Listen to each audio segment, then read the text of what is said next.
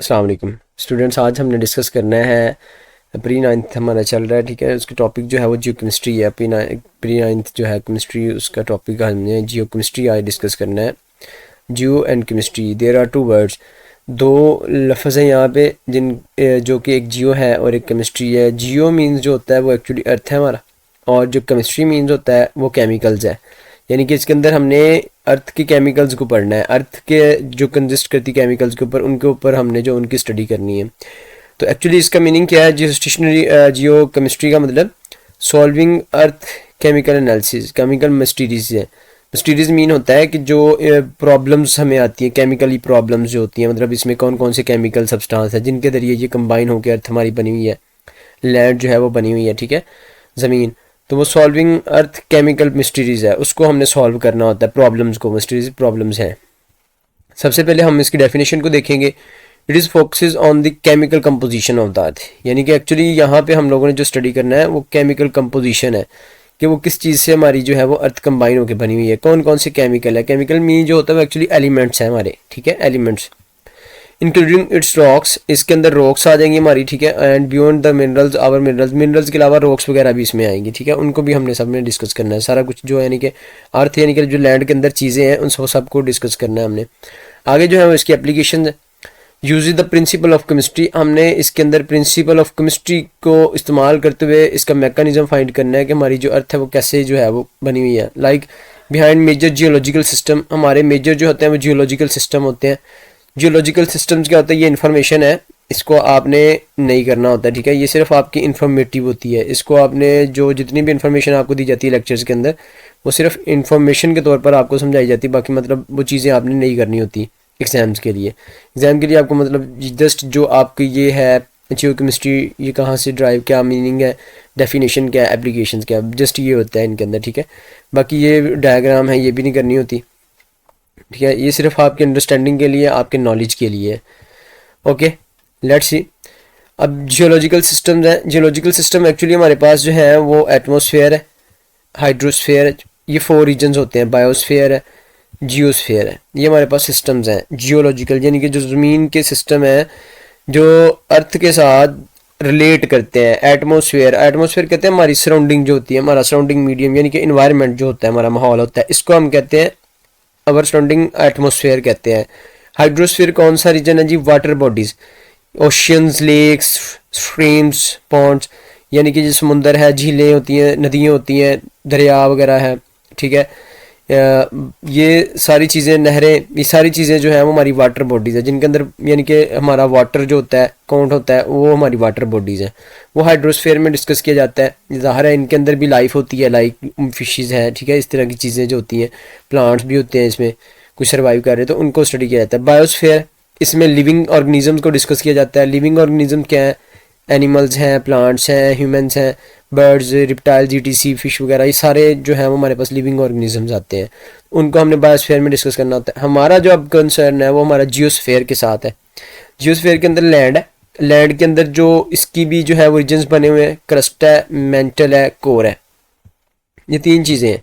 यानी कि जो ज़मीन है हमारी, उनके अंदर भी डिफरेंट रीजन्स बने हुए हैं, ठीक है, जिसको हम कह सकते हैं कि बॉक्सेस हैं। एक जो है ड्यूरेशन होता है, उसके बाद अगला रीजन स्टार्ट हो जाता है। एक ड्यूरेशन आता है, उस रीजन का जो है वो ड्यूरेशन ख़त्म होता है, फिर नेक्स्ट रीजन आ जाता है। तो इस तरीके से ये भी है। लाइक इसको हम डायग्राम के अंदर डिस्कस कर सकते हैं। क्रस्ट है, सबसे पहले हमारा जो है क्रस्ट होता है, ये क्रस्ट रिजिड है, ठीक है। ये हम क्रस्ट जो है वो रिजिड होती है, मतलब सॉलिड टाइप में होता है।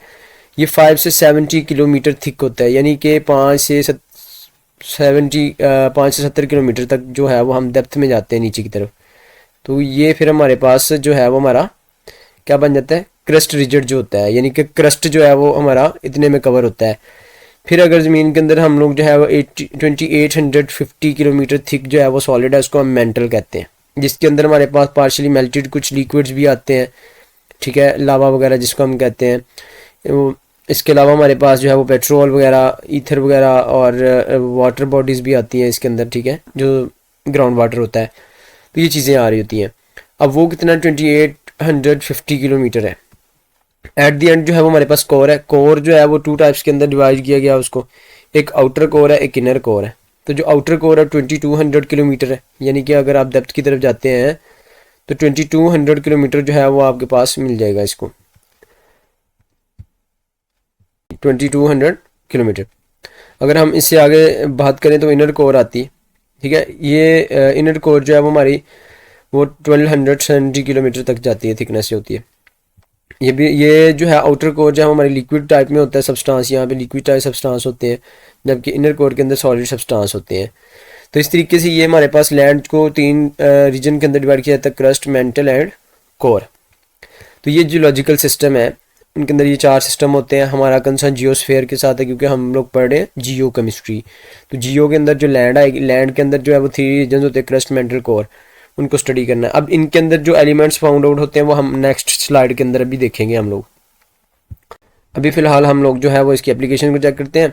Geological system such as mantle planet formation, कि हमारा जो प्लैनेट है अर्थ जो है वो किस चीज़ से बना हुआ है, तो उसके अंदर ये सारे स्फीयर्स आ जाते हैं, कि इसमें एटमॉस्फेयर आता है, हाइड्रोस्फीयर, बायोस्फीयर, जियोस्फीयर, ये सारी चीज़ें इसमें काउंट हो जाती हैं।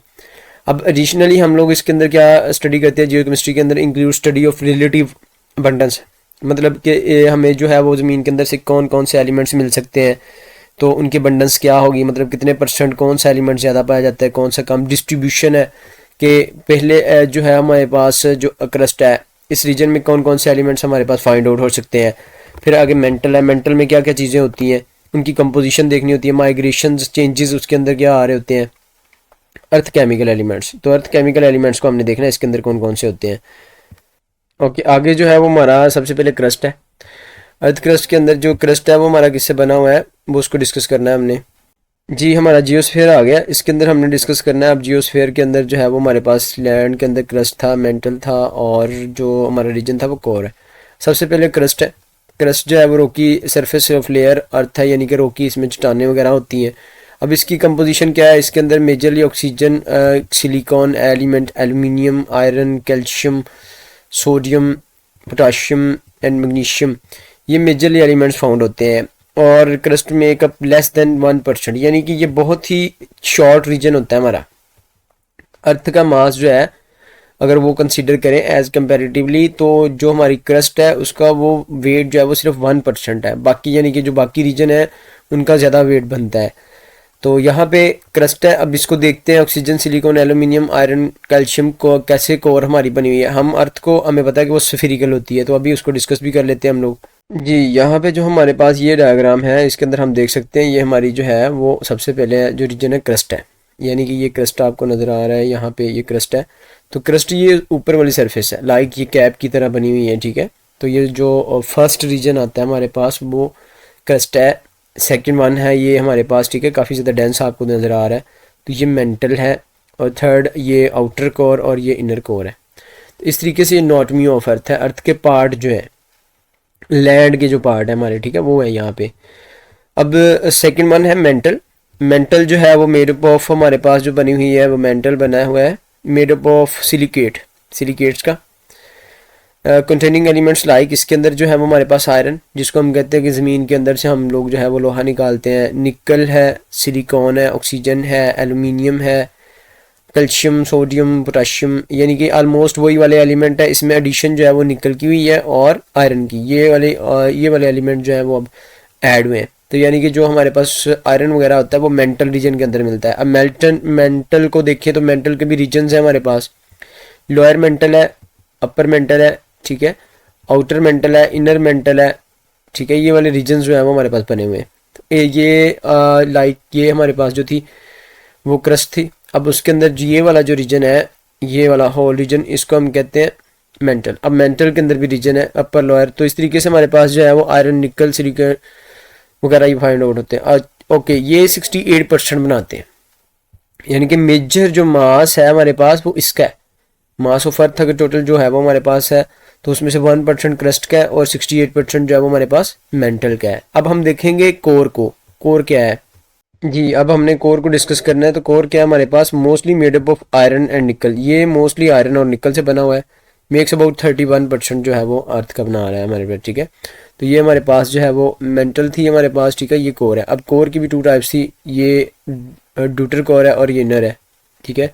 ये आउटर कोर है, सॉरी, ये आउटर कोर है और ये इनर कोर है, ये आउटर है और ये इनर कोर है। तो इस तरीके से ये वाले जो है ये भी रीजन लाइक ये अर्थ है, और अर्थ की ये फर्स्ट सरफेस जो थी वो हमारे पास थी क्रस्ट, और फिर इनर जो थी ठीक है ये मेंटल, और फिर ये आउटर कोर और ये इनर कोर है। इस तरीके से हम इसको डिवाइड करते हैं, जिसके अंदर आयरन और निकल जो है वो हमारा वो मोस्ट जो है वो फाइंड आउट होते हैं। Okay, best of luck. जो अगर स्टूडेंट्स किसी का कोई क्वेश्चन हो तो आप लोग मुझे कमेंट कर सकते हैं। इस तरह की जो मूवीज़ हैं उसके लिए और जो इस तरह की नॉलेज वाले टॉपिक्स हैं उनको उनको वॉच करने के लिए आप चैनल को सब्सक्राइब करें, ठीक है। और ये वाला जो हमने अभी स्टडी किया है इसको भी हमने सिलेबस में नहीं करना होता, ये सिर्फ आपके नॉलेज के लिए होती हैं चीज़ें, ताकि जो इंटरेस्टिंग है वो चीज़ें आपको जो है वो फ्रंट ऑफ आपके लेके आए, ताकि आपको जो है वो अंडरस्टैंडिंग ज़्यादा से ज़्यादा हो। Okay, best of luck. अल्लाह हाफिज़।